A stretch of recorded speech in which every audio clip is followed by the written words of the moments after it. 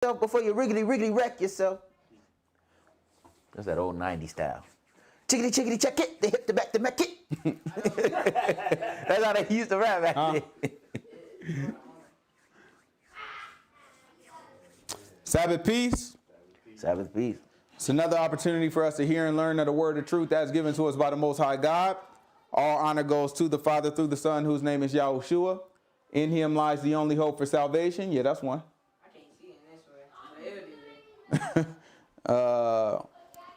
What that?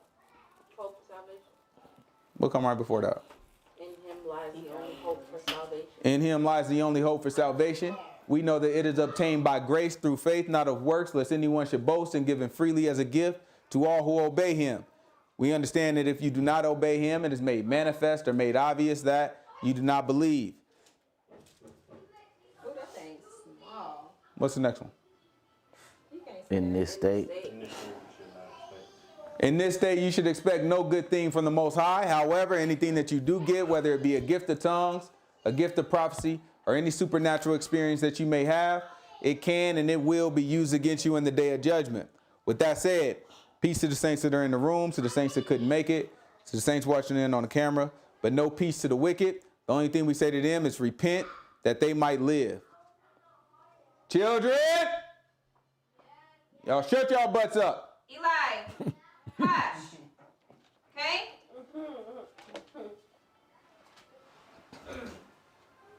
All right, where we leave off last week? Exodus God was 32. gonna kill everybody because they made a calf. Mm-hmm. It's like, no, don't. Then he went down there and killed him anyway. Some of them, yeah. Some of them died. How'd they die? Plague. Plague. And the Levites. Levites, right? Levites, then the plague came out and got them. All right, so let's pick it up. We should be picking up what, on 33? 33. 32? 33. We did 31 and 32 last week, so 33. Let's do 33, verse 1. It's Exodus chapter 33, verse 1. We didn't cover a whole lot of ground yesterday because it was a lot of depth. You know what I'm saying? Had to dig deep. You know what I'm saying? You ever had somebody try to dig deep? That's what it was. Got to dig deep. What I say? Yesterday? That's because that's how my brain works.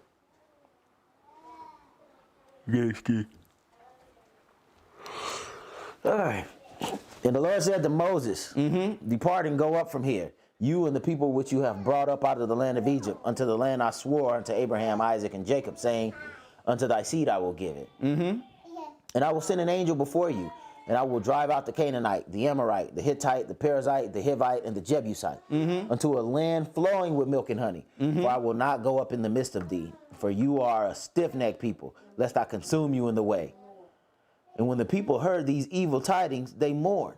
And no man did put on his ornaments. Right? No man did put on his what? Ornaments. What is that talking about? Like jewelry, earrings. Why didn't nobody put on their jewelry? So they took all, you know what I'm saying? They took all of the gold, made a calf. Now they looking like, you know what I'm saying? The jewelry got us in trouble. Exactly.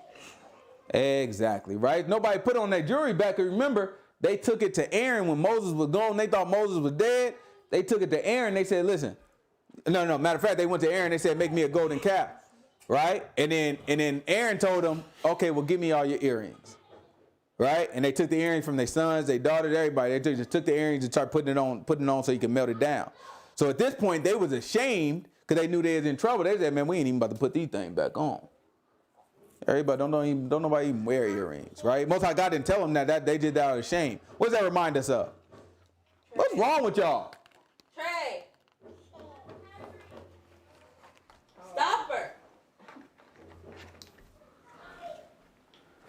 I thought that was my boy. He's the one always playing the thing. What does that remind us of? What? Doing something out of shame like that. Just, I'm going to take off the ear. I ain't even going to wear the earrings out of shame. Most High God didn't say nothing about it, but you know what I'm saying? It's just like out of shame. He just kind of knew. Who had something similar like that? What about Adam and Eve?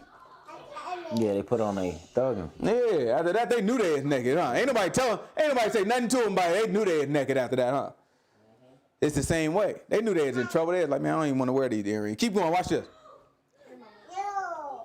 For the Lord had said unto Moses, say unto the children of Israel, you are a stiff-necked people. I will come up into the midst of thee in a moment and consume you. Therefore now put off your ornaments from thee, that I may know what to do unto you. Okay. And the children of Israel stripped themselves of their ornaments by the Mount Horeb. And Moses took the tabernacle and pitched it outside the camp, afar off from the camp, and called it the tabernacle of the congregation. And it came to pass. So now hold on. Moses did what? Took the tabernacle and pitched it outside the camp. So what did he pitch outside the camp? The tabernacle. What is that though? That's what God had come speak to him at. He took a little tent. We're about to build a tabernacle. Remember, Moses has gotten a blueprint for the tabernacle, but that hasn't been built yet. So at this point, he just put a little tent so he can talk to the Most High God. Watch what happened when he went in there and talked to him. And it came to pass that everyone which sought Yahuwah went out unto the tabernacle of the congregation, which was outside the camp. And it came to pass when Moses went out unto the tabernacle that all the people rose up and stood every man at his tent door and looked after Moses until he was gone into the tabernacle. Because they knew they was in trouble, right? So it's like, oh, Moses about to go talk to God. So everybody stood up. Everybody just looking, just like, you know what I'm saying? He going in there, he going in there, he is going there. What you think gonna happen? You know what I'm saying? So everybody just looking, paying attention to Moses. So Moses go in there, and then once he go in, everybody like, okay. You know what I'm saying? Now you just kind of waiting, because they know they're in trouble. It's a whole lot of guilt. Watch this, keep going.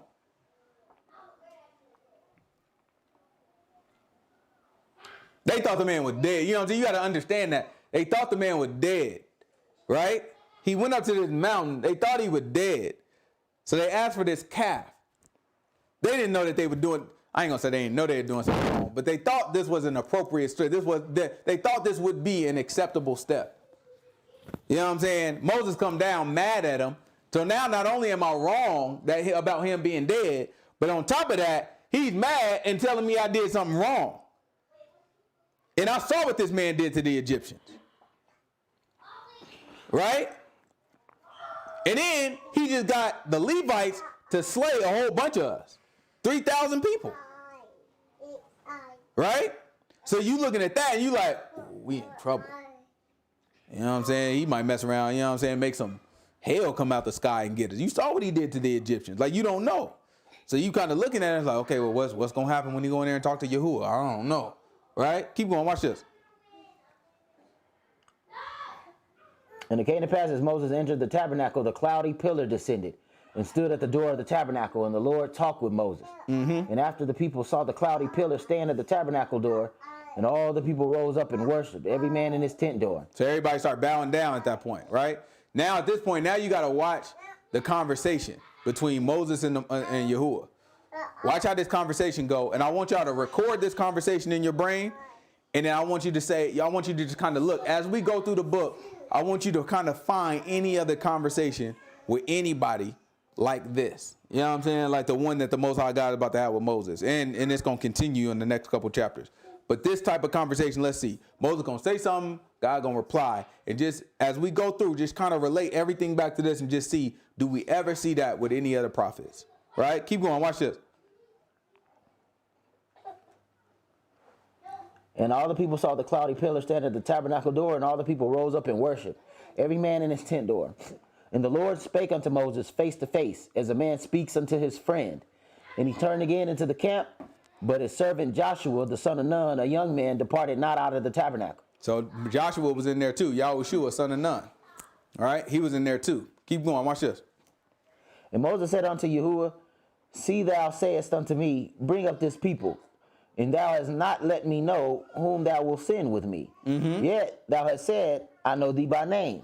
And you have also found grace in my sight. All right, so Moses laying it out for him. He was like, look, I need you to go ahead and walk with us here. You know what I'm saying? But you ain't even told me, Moses still looking for some help. You ain't even showed me who gonna go with us. Because Moses know that we up against a lot. We going into a land, I don't feel like we ready to take over this land. You still haven't showed me who gonna help us out in this land. Who gonna go with us? Most like God already mentioned, hey, I'm gonna send my angel. Before he was like, where he at? Right? Where he at? I don't see the man. You know what I'm saying? So what's about to happen?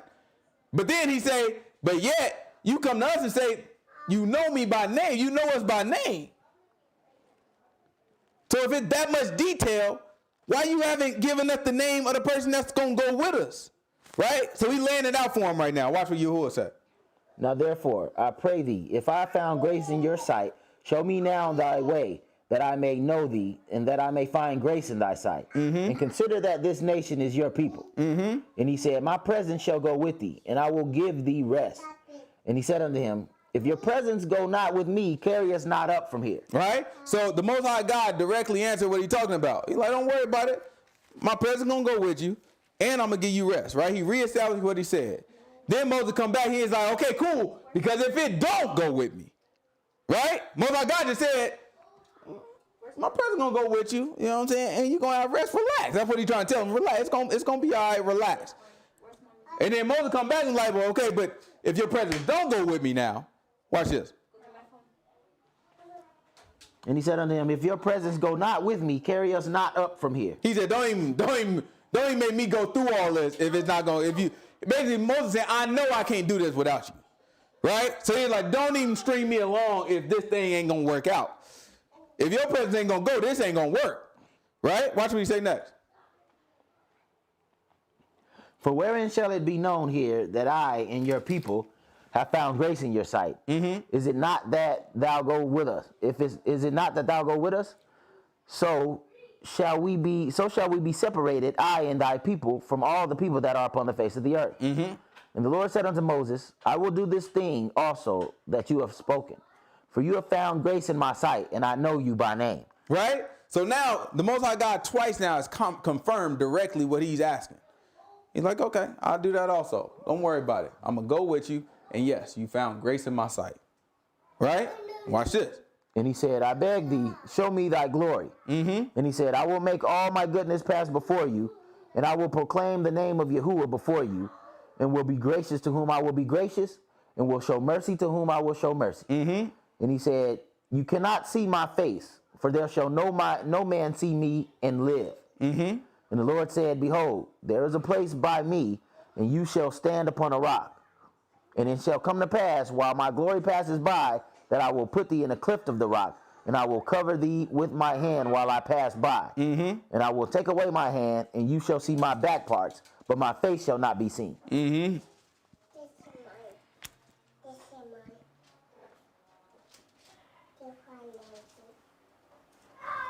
And the Lord said unto Moses, hew these 2 tables of stone like unto the first. What chapter is it? 34. It's chapter 34, verse 1. Watch this. And I will write upon these tables the words that were in the first tablets, which ye broke. And be ready in the morning, and come up in the morning unto Mount Sinai, and present yourself there to me in the top of the mount.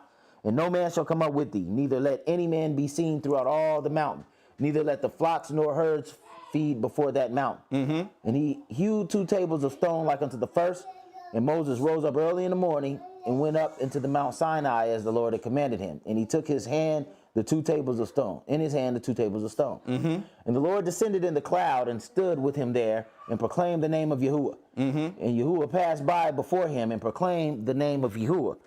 Yahuwah God, merciful and gracious, long-suffering and abundant in goodness and truth, keeping mercy for thousands, forgiving iniquity and transgressions and sin, and that will by no means clear the guilty. That's important, right? So he said, hey, look, I have mercy on thousands, right? I forgive thousands, but by no means do I clear the guilty. That's a distinction that oftentimes people don't make. He's letting you know, oh, you gonna be forgiven, right? A lot of people gonna be forgiven. He gonna forgive a whole lot of people, and he gonna have mercy on a whole lot of people, but nobody really gets by. Everybody has to pay for it, right? Because the wages of sin is what? Death. Everybody gonna die, right? So the guilty is by no means cleared. Nobody gets off. Nobody gets scot-free. You get pardoned in a way that you will enter into the kingdom after your death, right? But everybody got to pay for it. In this life, and then in your death, you also pay for it, right? That's why you're going to see that, you know what I'm saying? Those of us that had a sinful life, you know what I'm saying? And then we come to a point where we repent. Guess what? All that stuff got to catch up. You're going to struggle in your repentance. You're going to struggle in your, you know what I'm saying, your righteous life. You got all types of challenges come up against you. You know what I'm saying? That's why you look at David when we get to David. You know what I'm saying? You see David, he was pardoned. Most High God said, no, I already pardoned you. I know what you did, and I already pardoned you. You know what I'm saying? It's cool. You know what I'm saying? But your family going to be a darn mess as a result of what you did. Right? There's no difference. Right? So when we look at it, we looking at it like, okay, well, I'm saved, sanctified, put it all behind me. Oh, all things are new. Right? And then we struggle and we run into stuff and we doubt ourselves and we doubt God and we do all these things. It's like, why is this happening? Oh, because you did a lot of sinning before. You know what I'm saying? You did a lot of sinning. You know what I'm saying? Your life wasn't really peachy clean to begin with. You know what I'm saying? So now you got to deal with all that stuff. You always got to deal with it. That's the incentive.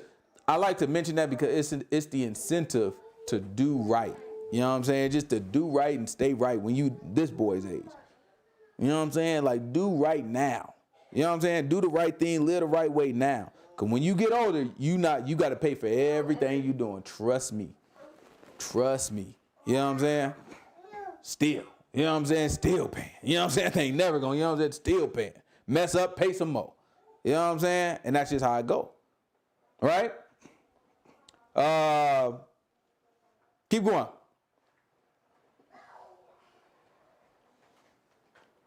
Visiting the iniquity of the fathers upon the children and upon the children's children unto the third and to the fourth generation. Right? So the iniquities get visited on the children. That's another piece of it. Right? The incentive for us to do right is that our mistakes are going to impact our children. People call it, that's where the idea of generational curses come from. Right? But it's not necessarily a generational curse. It's just an impact. It's a cause and effect. Right? I call something, it's going to affect the people that come after me, my children that come after me. So now my children are going to have to deal with some of the recompense of my sin. They're not going to be guilty of my sin. They just have to deal with the effects of the fact that I sinned. Right? So what that could look like is, you know what I'm saying, maybe I made some mistakes in my life. And then now my kid got an anger problem that he's not sinful because of his anger problem, but that's something he has to now try to control, right? It makes his life that much harder to control, right? And those are the types of things that we deal with, right? It's just challenges that end up on our children as a result of the things that we done, right? And they may be totally unrelated, but you'll see that in David. That's another example of David's life, right? You see that it's like his kids had to deal with things, right? All because of him. Right? Including Solomon. Right? Had to deal. He just had lust that he got, that you got to try to retain it. And like, I wasn't able to. Right? But all his kids, they had to deal with stuff. You got sister, you got a lusty brother that end up messing with his own darn sister. You know what I'm saying? Like all of them got to deal with that. You know what I'm saying? It's like, okay, well now, it's not going to make you a sinner, but it's going to put you in a situation where it's like, you know what I'm saying? Now I gotta make some decisions. Right? That's what the Most High God is trying to tell us here. It's like, think about what's about to happen before you start making your mistakes and doing what you're doing, because this don't impact something. One way or another, something getting touched after every sin that we do. Like, you know what I'm saying? That thing is just, it has to happen. Right? Keep going. And Moses made haste and bowed his head toward the earth and worshiped. Mm-hmm. And he said, if now I have found grace in thy sight, O Lord, let my Lord, I pray thee, go amongst us, for it is a stiff-necked people, and pardon our iniquity and our sin, and take us for thine inheritance. And he said, behold, I make a covenant. Before all thy people I will do marvels, such as I have not done in all the earth, nor in any nation. Mm-hmm. And in all the people among which you are shall see the work of the Lord, for it is a terrible thing that I will do with thee. Observe thou that which I command thee this day. Behold, I drive out before you the Amorite, Canaanite, the Hittite, and the Perizzite, and the Hivite, and the Jebusite. Take heed to thyself, lest thou make a covenant with the inhabitations of the land where you go, lest it be for a snare in the midst of thee. Hold on real quick. Zakat, come over here and sit down. But ye shall destroy their altars, break their images, cut down their groves. You say you gonna do what now? Destroy their altars. You gonna go in there and you gonna tear their darn stuff down. What else? Break their images and cut down right over their here and groves. sit down. No, right here. You see where I'm darn pointing, boy. Get your butt over here. Right here. You better stop playing with me, son. Go ahead.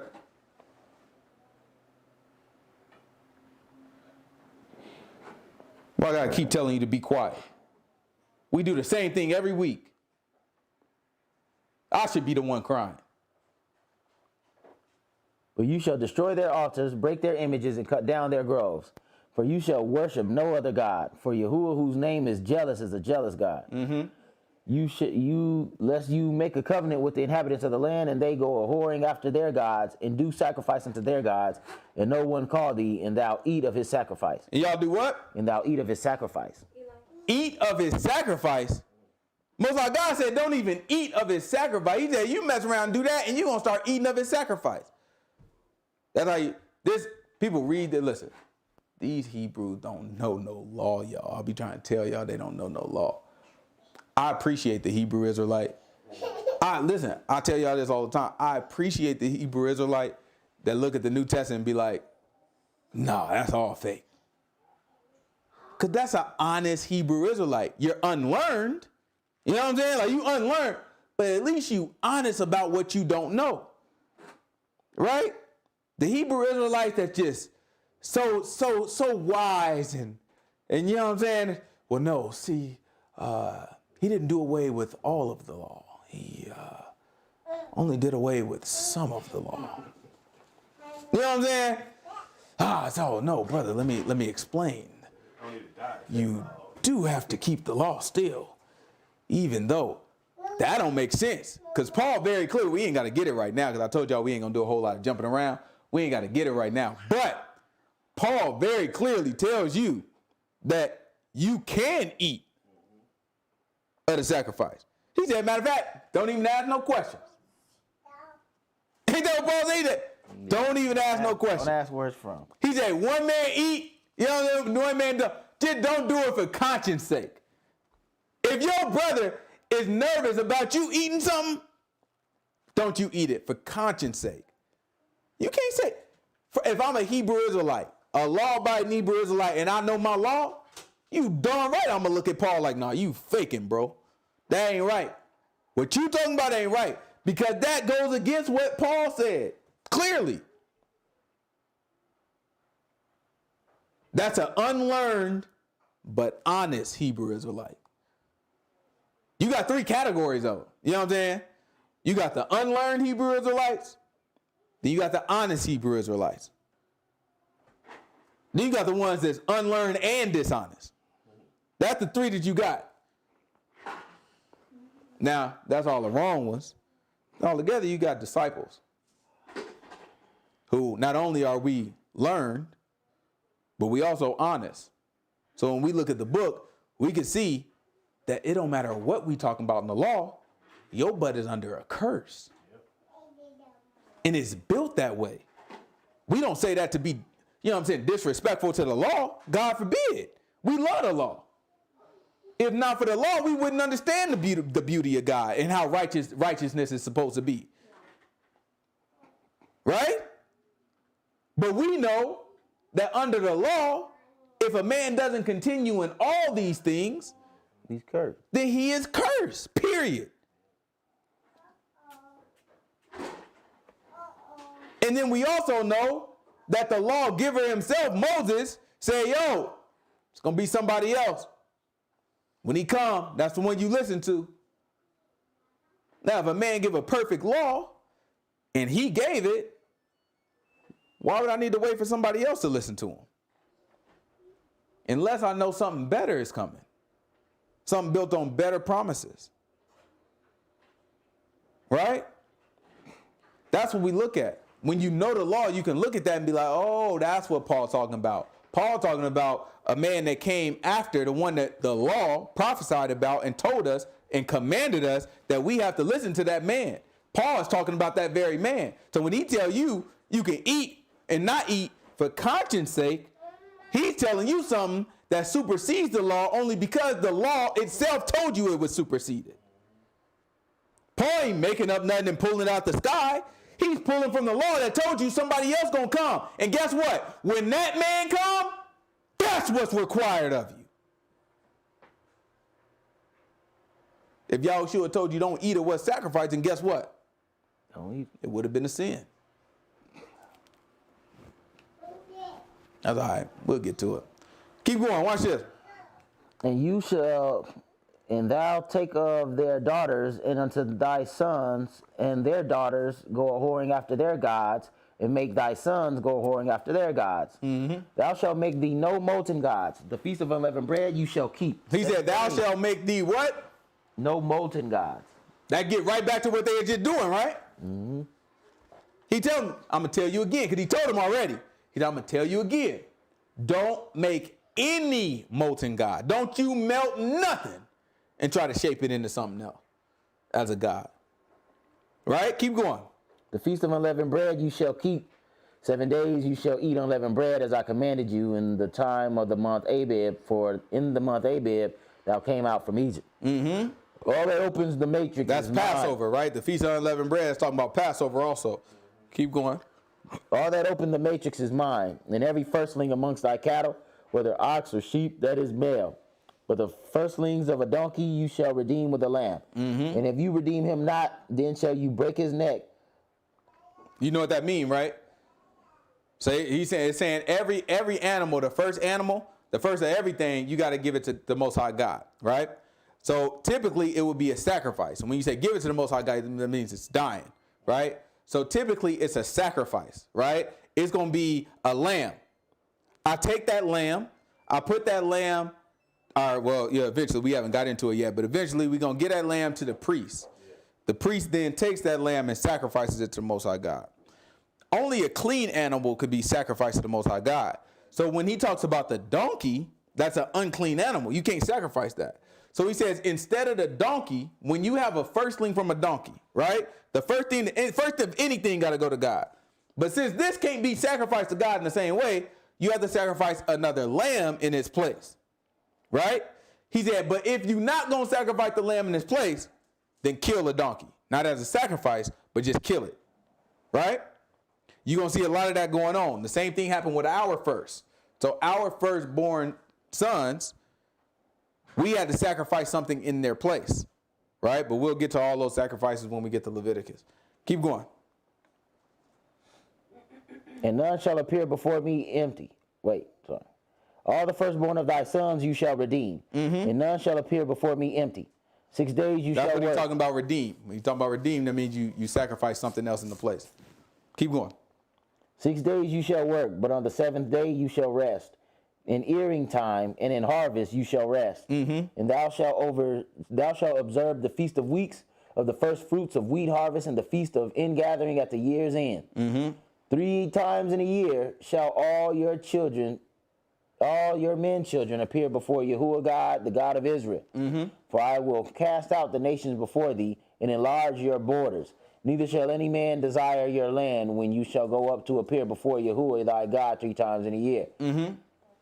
Thou shalt not offer the blood of my sacrifice with leaven. Neither shall the sacrifice of the feast of the Passover be left until the morning. Mm-hmm. The first of the first fruits of thy land thou shalt bring unto the house of the Lord thy God. Thou shalt not see the kid in his mother's milk. And Yahuwah said unto Moses, write thou these words, for after the tenor of these words have I made a covenant with thee and with Israel. And he was there with Yahuwah 40 days and 40 nights, and he neither ate bread nor drink water. All right, so he went up there another 40 days, 40 nights, and he didn't eat bread or drink water, right? And he wrote upon the tables the words of the covenant, the 10 commandments. So the first 10 words that the Most High God spoke, and the same ones that he put on the first tables of stone that Moses broke, Moses had to hew out his own stone this time. The first time the Most High God just made it and just gave it to him. So the second time Moses had to cut the stone out himself and then write on them. Right? Keep going. And it came to pass when Moses came down from Mount Sinai with the 2 tables of testimony in Moses' hand. Watch this. When he came down from the mount, that Moses wist not that the skin of his face shone while he talked with him. Right? So his face was shining. Had a shine to it. Right? Keep going. And when Aaron and all the children of Israel saw Moses, behold, the skin of his face was shining. And they were afraid to come near him. And Moses called unto them, and Aaron and all the rulers of the congregation returned unto him, and Moses talked with them. And afterward, all the children of Israel came near, and he gave them in commandment all that Yahuwah had spoken with him in Mount Sinai. Right. So all these commandments that we just went over, he came back down and gave them those commandments. Right. So this is what's going to end up happening throughout everything that we're about to be reading when we go through Leviticus, when we go through Numbers, and then Deuteronomy is going to kind of recap everything over again. Right.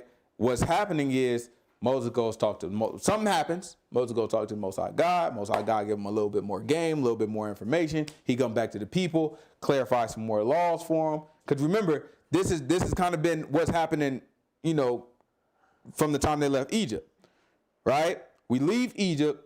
There's little laws here and there. You got the Sabbath, and you got, you know what I'm saying, a couple other little laws because manna, and a few other things, right? Then you have Moses' father-in-law came. And his father-in-law was like, man, you dealing with this stuff all day. All day you got to sit before these people and you got to try to explain stuff to them and try to make sure like all day you got to deal with this. You need some help. You got to put some people in place. You know what I'm saying? You got to put like some people that you trust and let them go over the people. You got leaders of tens and hundreds and thousands, right? And then what did the father-in-law suggest outside of that?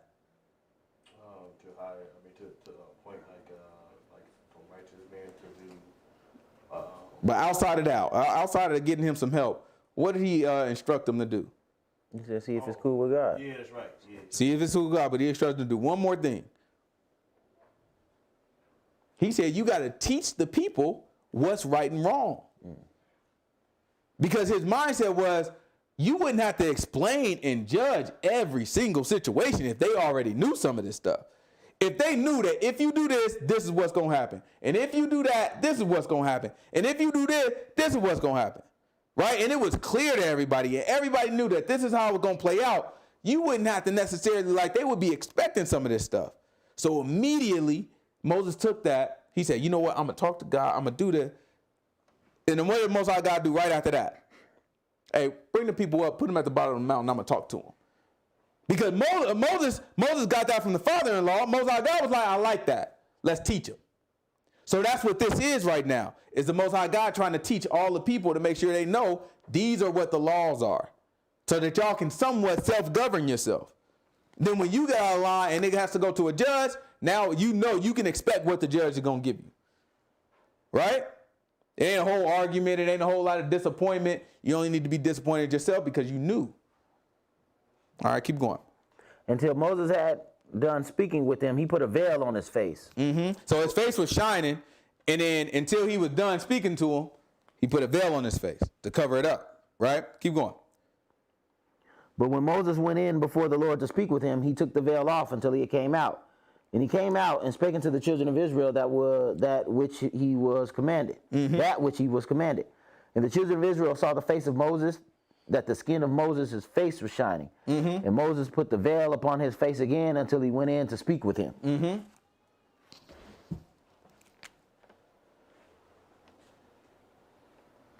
Where's TJ? I think he went to the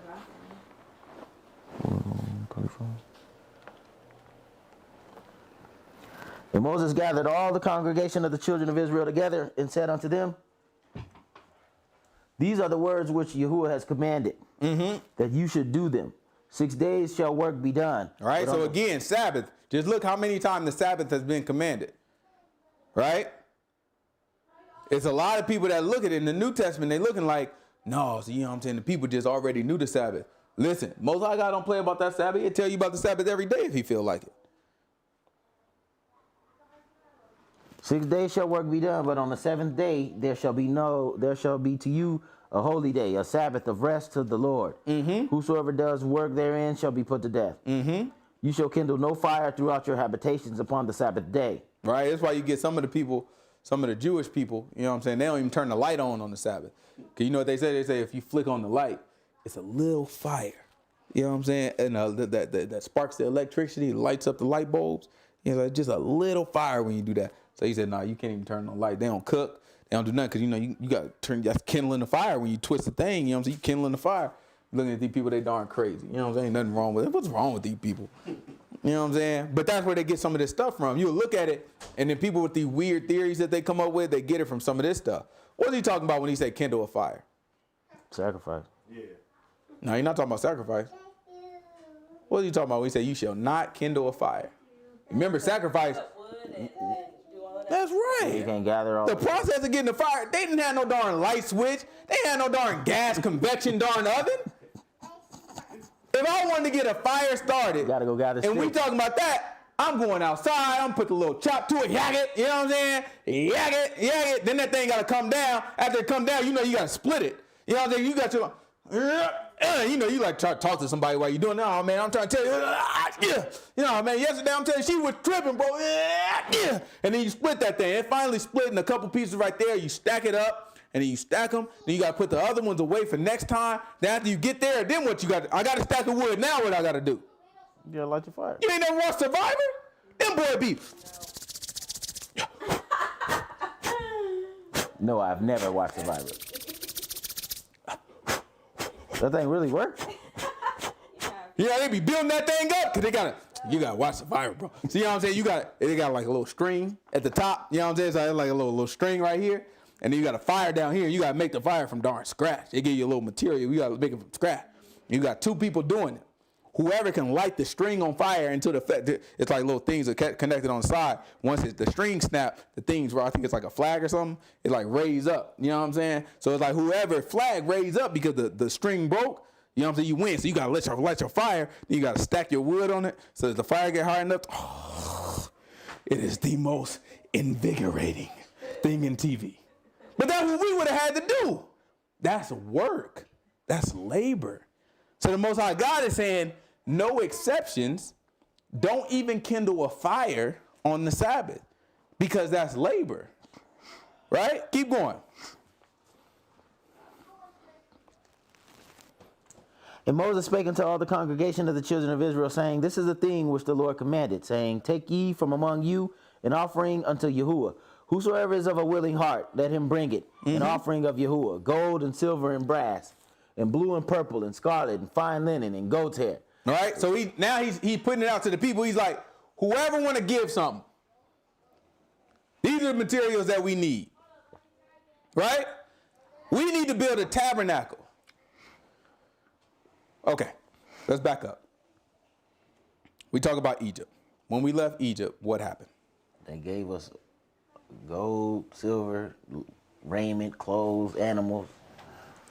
None of this was by accident. Remember, the Most High God, before he even told Moses the whole plan, he told him, when y'all come out, y'all gonna spoil them just by asking them for stuff. So we asked them. And them, in a haste to get us out of there, was like, take it all. I don't care. Here, take this, take that. And they gave us everything.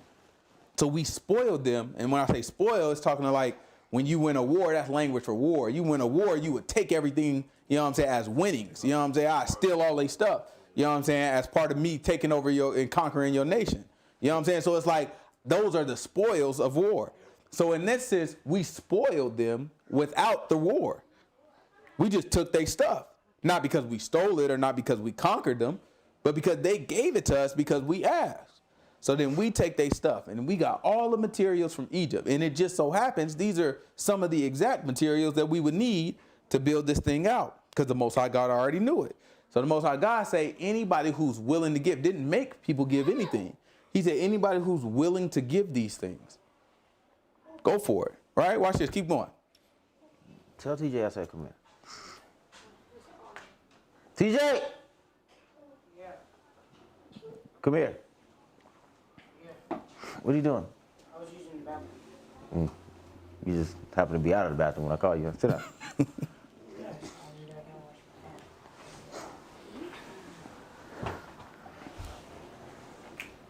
Where was I? He do like it, huh? Take ye from among you an offering unto the Lord. Whosoever is of a willing heart, let him bring it. An offering of the Lord. Gold, silver, and brass. And blue and purple, scarlet, fine linen, and goat's hair.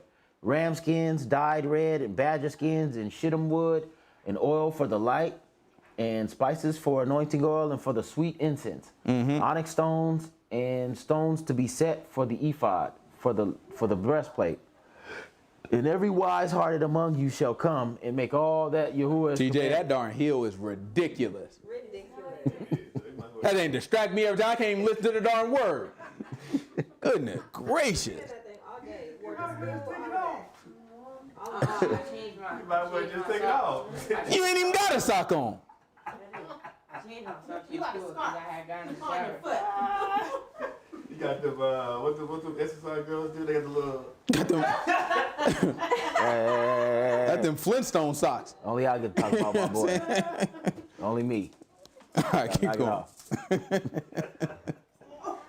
The tabernacle, his tent and his covering, his taches and his boards, his bars, his pillars and his sockets. The ark and the staves thereof with the mercy seat and the veil of the covering. Mm-hmm. The table and his staves and all the vessels and the showbread. Mm-hmm. The candlestick also for the light and his furniture and his lamps with the oil for the light. And the incense altar and his staves and the anointing oil and the sweet incense and hanging for the door. And the hanging for the door at the entering of the tabernacle. The altar of the burnt offering with the brazen grate, his staves and all his vessels, the laver and his foot. The hangings of the court, his pillars and their sockets, and the hanging of the door of the court. The pins of the tabernacle and the pins of the court and their cords. The clothes of service to do service in the holy place, the holy garments for Aaron the priest, and the garments of his sons to minister in the priest's office. And all the congregation of the children of Israel departed from the presence of Moses.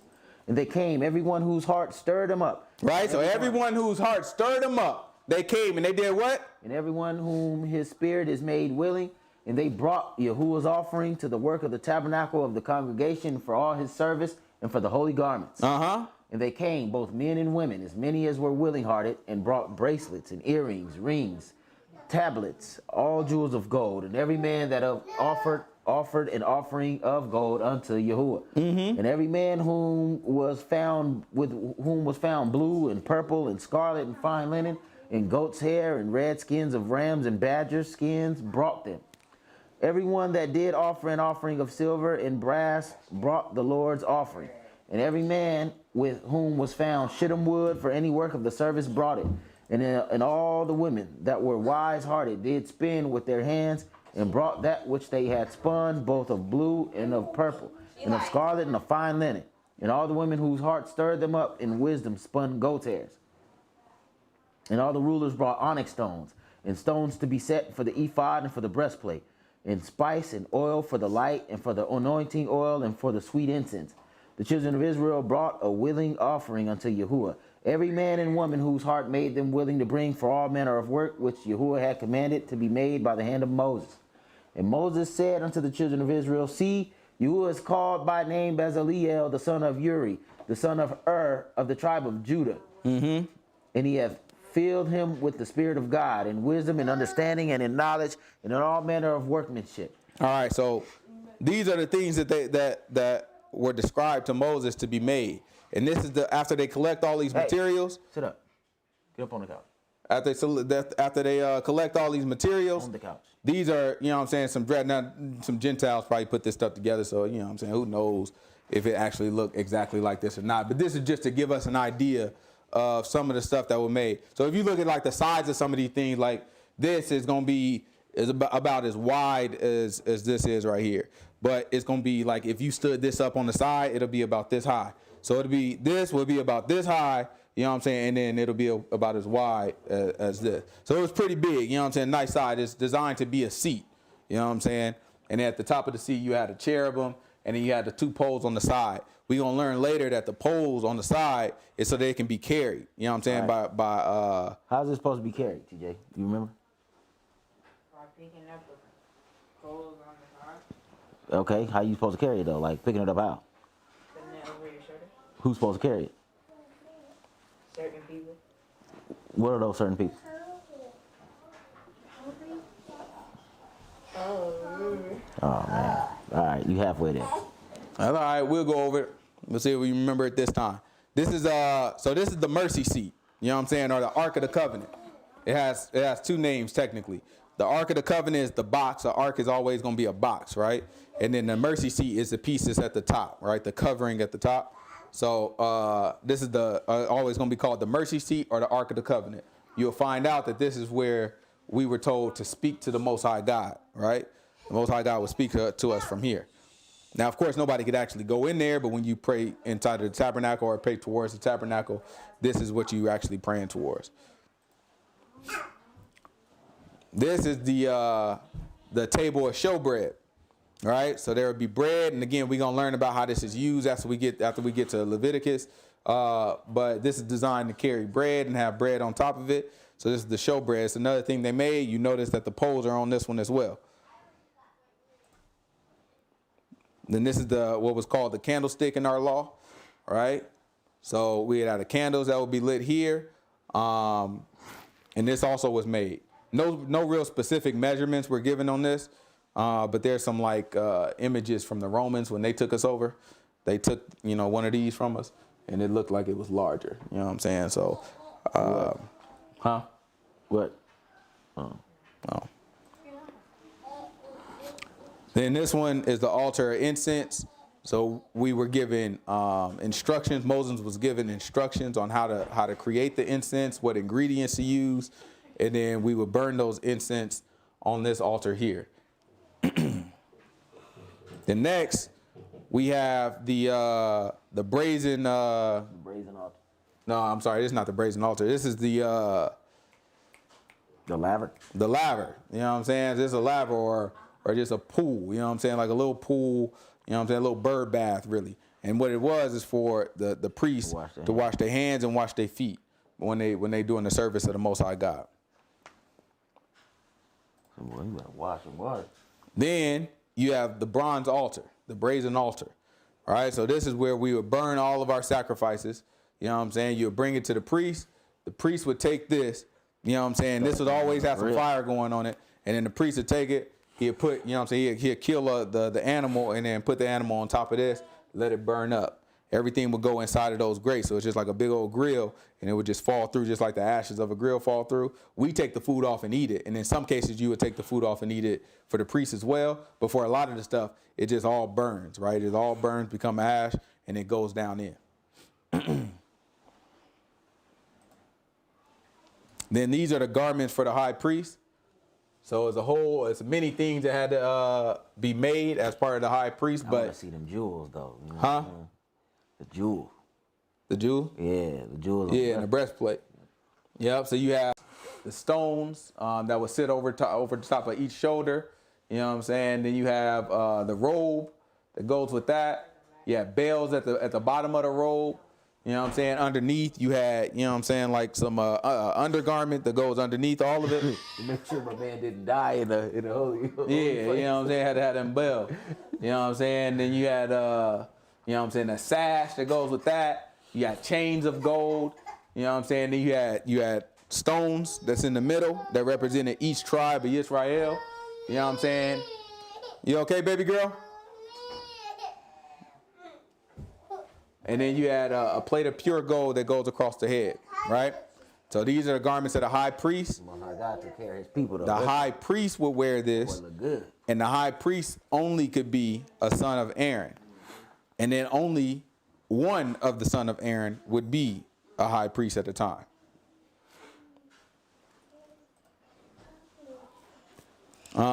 So right here is like a rendering of how he told us to set up the tabernacle, right?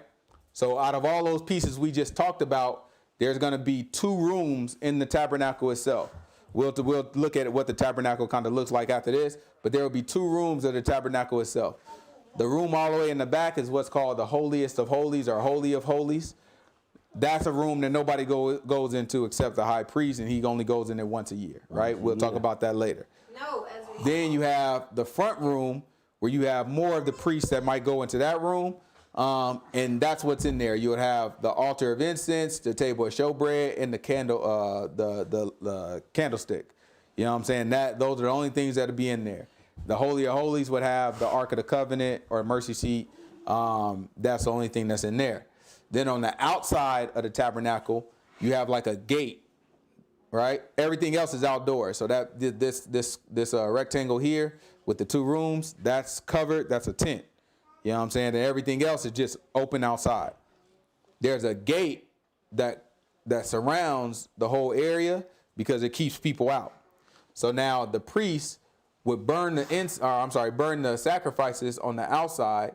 You know what I'm saying? And then you'll have the pool to wash yourself in between the altar and in between the tabernacle, right? So this is how we are set up: north, south, west, east, just like it is right there. That's how we always had to set it up, right? And then this is kind of what it would look like, you know what I'm saying? Just kind of looking at a more 3D rendering of it. Those layers, it's trying to like make it invisible so you can see the inside. But those layers are different layers of like, goat skin and wool and things like that, because it's just a big tent. So you have all this material that you set up on poles, and then you overlay it so that it covers everything, and it's nice and it's heavy and it'll stay in place. Then around the sides, you set up these gates. So this, we're going to learn later when we get to Leviticus, that this is jobs of specific Levites, right? And they all had to go in there, and it's their job to set it up. It's their job to take it down. It's some of their job to carry it. It's some of their job to service, all that. So we'll go into all the different jobs within the Levites of what they had to do. But this is essentially what we're about to see Moses put together, okay? Let's go to chapter 40, verse 1.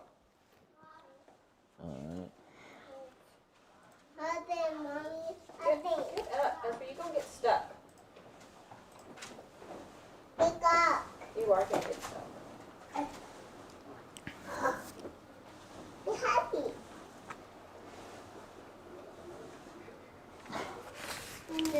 Hey, Brother Nick. Happy.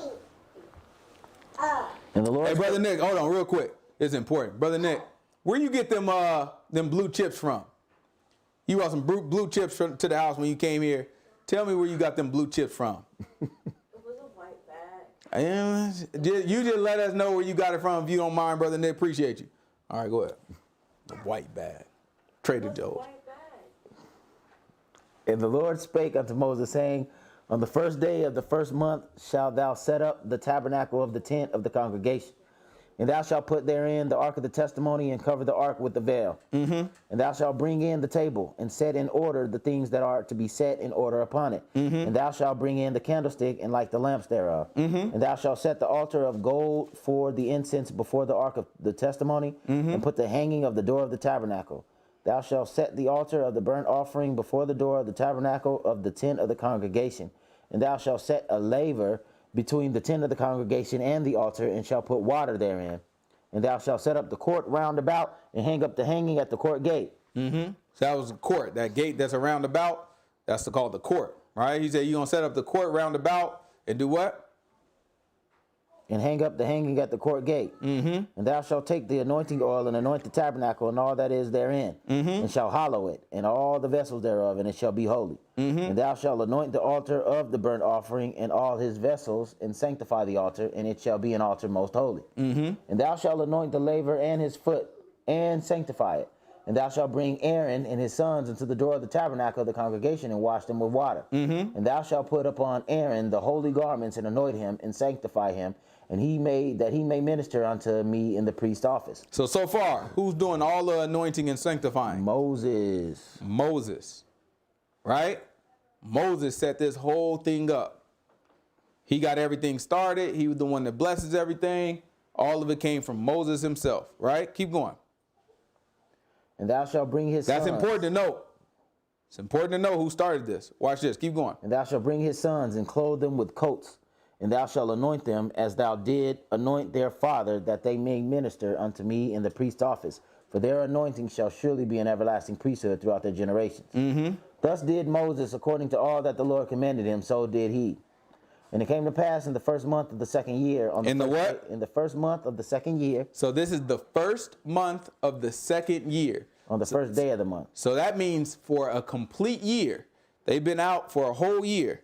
Out of Egypt for a whole year. A year later, look what happens. That the tabernacle was reared up. And so the tabernacle was reared up. In other words, he stood it up. And who did it? Moses. Watch this. And Moses reared up the tabernacle, and fastened his sockets, and set up the boards thereof, and put the bars thereof, and reared up his pillars. Who helped him? Just say Moses.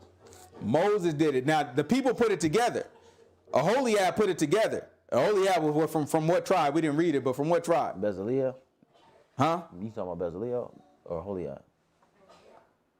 What's the name of Holiad? Was it Bezaleel? Bezaleel was the one. Where am I getting Holiad crafted all from? this stuff. Yeah, Bezaleel, he set it up. What tribe was he from? Judah. He was from Judah, right? So he was think of him like the author of the whole thing. Architect. You know what I'm saying? That boy put that thing, you know what I'm saying? It's another design. He ran the whole show, right? He had some helpers. They did the work, but he ran the whole show, right? Because the Most High God said, I already put my wisdom in him. So he did it. He from Judah. Then Moses, after everything was made, y'all butts bet not touch it. Don't touch a thing. Then Moses gone and he got a blood, because they touch their dirty little hands, been all over it. Moses had to go clean it up. He had to sanctify it, right? And consecrate it. So he made it set apart, made it holy. After Moses made it holy, nobody touches it. Because Moses got to be the one to set it up. So they put everything together. Moses took it. Okay, put this piece. All right, hang that piece right there. And he starts setting everything up, right? Watch this. And he spread abroad the tent over the tabernacle and put the covering of the tent above upon it, as the Lord commanded Moses. And he took and put the testimony into the ark and set the staves on the ark and put the mercy seat above upon the ark. Right, so he put the testimony into the ark. So those tablets that he had, he put that inside of the ark, right? And then he put the staves in the ark, the sticks, he put those inside of the ark, right? Keep going. And he brought the ark into the tabernacle and set up the veil of the covering and covered the ark of the testimony, as the Lord commanded Moses. And he put the table in the tent of the congregation upon the side of the tabernacle north wind outside the veil. And he set the bread in order upon it before Yahuwah, as Yahuwah had commanded Moses. And he put the candlestick in the tent of the congregation over against the table on the side of the tabernacle southward. And he lighted the lamps before Yahuwah, as Yahuwah commanded Moses. And he put the golden altar in the tent of the congregation before the veil. And he burnt sweet incense thereon, as Yahuwah commanded Moses. And he set up the hanging at the door of the tabernacle. And he put the altar of burnt offering by the door of the tabernacle of the tent of the congregation, and offered upon it the burnt offering and meat offering, as Yahuwah commanded Moses. And he set the laver between the tent of the congregation and the altar, and put water there to wash withal. And Moses and Aaron and his sons washed their hands and their feet thereat. And when they went into the tent of the congregation and when they came near unto the altar, they washed as Yahuwah commanded Moses. And he reared up the court round about the tabernacle and the altar, and set up the hanging of the court gate. So Moses finished the work. Moses did what? Finished the work. Who started the work? Moses. The Alpha and Omega. The beginning and the end. Oh, yeah, of course. Right? Of course.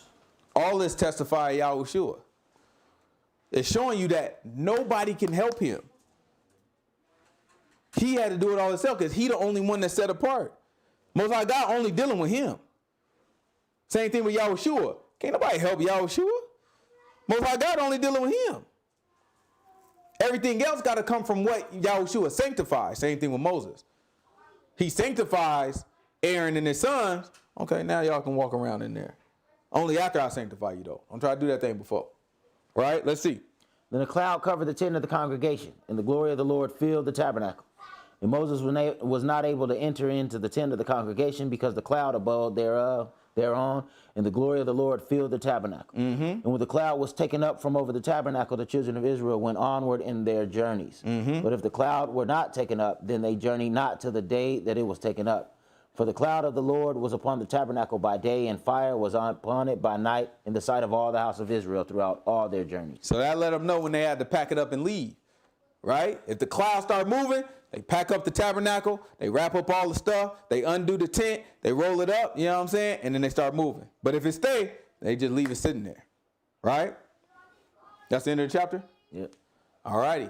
So we won't jump into Leviticus. We actually got a little bit of time, but we won't jump into Leviticus until next week. But we'll look into Leviticus, and then once we get into Leviticus, we're talking almost exclusively to the priests and to the Levites, right? So it's going to be a whole lot of talk to the priests and to the Levites about laws. Now, it's also going to be some laws to the people. A lot of people make a mistake, be like, no, Leviticus is written to the priest. No, that's not true, right? It's a lot of stuff in there still for us, for the general people, you know what I'm saying, just as laws. But a lot of it is directed directly to the priests and to the... 26 is definitely for the people. Yeah, 26, 18, 19, you know what I'm saying? There's a whole bunch of them in there. But yeah, it's, you know what I'm saying, a lot of it's directed to the Levites or to the priests specifically. You know what I'm saying? So we'll get into that and we'll start to go through all the laws. It's going to be heavy in laws, heavy in sacrifices. So we're going to try to put some graphics together so that we can kind of understand how what the differences are between all the different sacrifices, all the different laws, and what kind of makes what tick. What are the differences? Why do we do one versus the other? When do we use these different sacrifices? Because it can feel complicated when you're reading it, but once you understand it, it's not really all that complicated. It's pretty straightforward, actually. All right, any questions? All right, well, let's pray out.